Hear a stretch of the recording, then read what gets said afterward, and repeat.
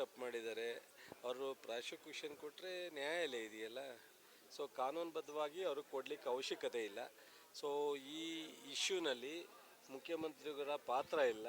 ಮುಖ್ಯಮಂತ್ರಿಗಳು ಕಾಲದಲ್ಲಿ ಅವರಿಗೆ ಶ್ರೀಮತಿಯವರಿಗೆ ಸೈಟನ್ನು ಮಂಜೂರು ಮಾಡಿಲ್ಲ. ಅವರ ಅಣ್ಣ ಅವರು ಕೊಟ್ಟಿರ್ತಕ್ಕಂಥ ಗಿಫ್ಟನ್ನು ಸೊ ಅದು ನೋಟಿಫಿಕೇಷನ್ ಆಗಿರೋದು ಹಿಂದೆ ದೇವರಾಜ್ ಯಾರು ಓನರ್ ಇದ್ದ ಅವನಿಗೆ ಡಿನೋಟಿಫಿಕೇಷನ್ ಆಗಿದೆ. ಅದಾದಮೇಲೆ ಕನ್ವರ್ಷನ್ ಮಾಡಿಸ್ಕೊಂಡಿದ್ದಾರೆ. ಅದಾದಮೇಲೆ ಅವರ ಅಣ್ಣನಿಗೆ ಮಲ್ಲಿಕಾರ್ಜುನ್ಗೆ ಖರೀದಿ ಮಾಡ್ಕೊಂಡಿದ್ದಾರೆ.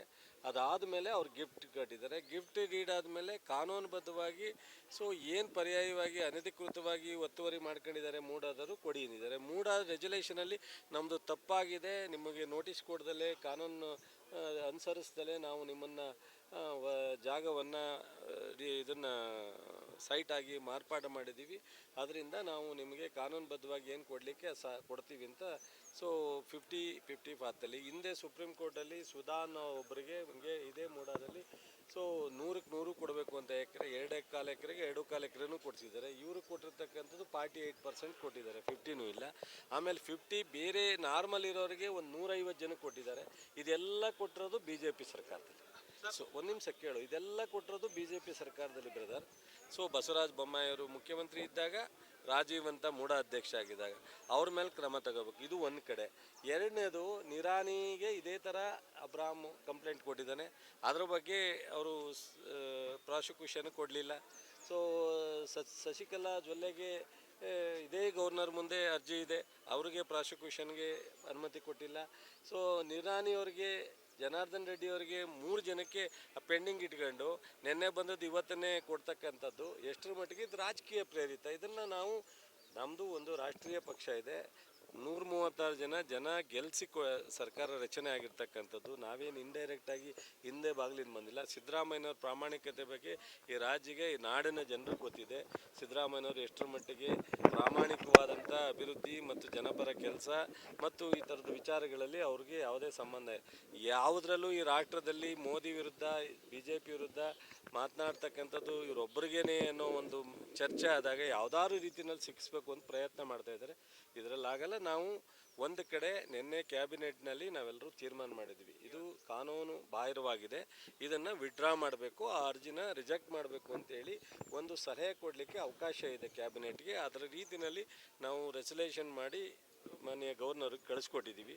ಅದನ್ನು ಅವರು ಕಾನೂನುಬದ್ಧವಾಗಿ ಪರಿಶೀಲನೆ ಮಾಡಿ ಅವಕಾಶ ಇರೋದನ್ನು ಒಂದು ಕಾನ್ಸ್ಟಿಟ್ಯೂಷನ್ ಅಡಿನಲ್ಲಿ ಮಾಡ್ತಕ್ಕಂಥ ಸೂಕ್ತ. ಅದನ್ನು ಮಾಡ್ದಲೇ ಹೋದರೆ ಕಾನೂನಿನ ಹೋರಾಟ ಇದೆ, ಜುಡಿಷಿಯಲ್ ಇದೆ, ಹೋಗ್ತೀವಿ. ಸಿದ್ದರಾಮಯ್ಯವರ CM ಸ್ಥಾನಕ್ಕೆ ಯಾವುದು ಗೊತ್ತಿಲ್ಲ, ಯಾವುದು ಗೊತ್ತಾಗಲ್ಲ. ಅದಕ್ಕೂ ಸಂಬಂಧ ಇಲ್ಲ, ಬದಲಾವಣೆನೂ ಇಲ್ಲ, ಕೂತೂ ಇಲ್ಲ, ಯಾವುದೂ ಇಲ್ಲ.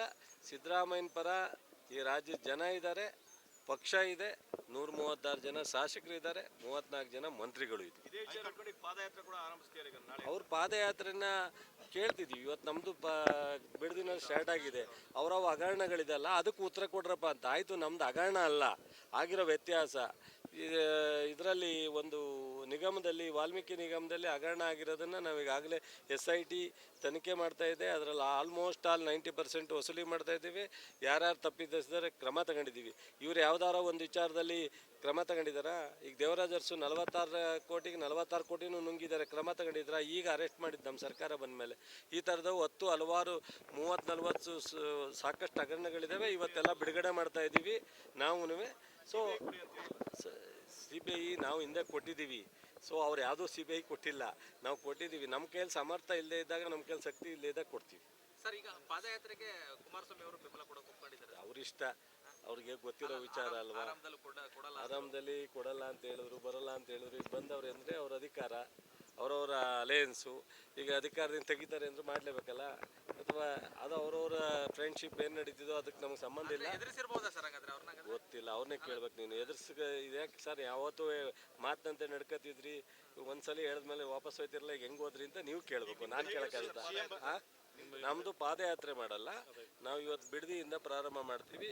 ಬಿಡದಿ ಇವತ್ತು, ನಾಳೆ ರಾಮನಗರ, ಸೊ 3ನೇ ತಾರೀಕು, 4ನೇ ತಾರೀಕು ಚನ್ನಪಟ್ಟಣ, 5ನೇ ತಾರೀಕು ಮದ್ದೂರು, 6ನೇ ತಾರೀಕು ಮಂಡ್ಯ, 7ನೇ ತಾರೀಕು ಶ್ರೀರಂಗಪಟ್ಟಣ, 9ನೇ ತಾರೀಕು ಮೈಸೂರಿನಲ್ಲಿ ಸಭೆ ಮಾಡ್ತೀವಿ. ನಾವು ಪಾದಯಾತ್ರೆ ಮಾಡಲ್ಲ, ಸಭೆ ಮಾಡಿ ಒಂದು ದಿವಸ ಮುಂಚಿತವಾಗಿ ನಾಳೆ ಬರ್ತಾ ಇದ್ದೀರಲ್ಲಪ್ಪ ನಮ್ಮ ತಾಲೂಕಿಗೆ, ನಮ್ಮ ಜಿಲ್ಲೆಗೆ, ದಯಮಾಡಿ ಈ ಹಗರಣಗಳ ಬಗ್ಗೆ ನಿಮ್ಮ ಅನೇಕರ ಸಿಲುಕಿದಾರಲ್ಲ ಅವ್ರಿಗೆ ಉತ್ತರ ಕೊಟ್ಬಿಟ್ಟು ನಮ್ಮದು ಹೇಳ್ಬಿಟ್ಟು ಹೋಗಿ ಅಂತ ಹೇಳ್ತೀವಿ.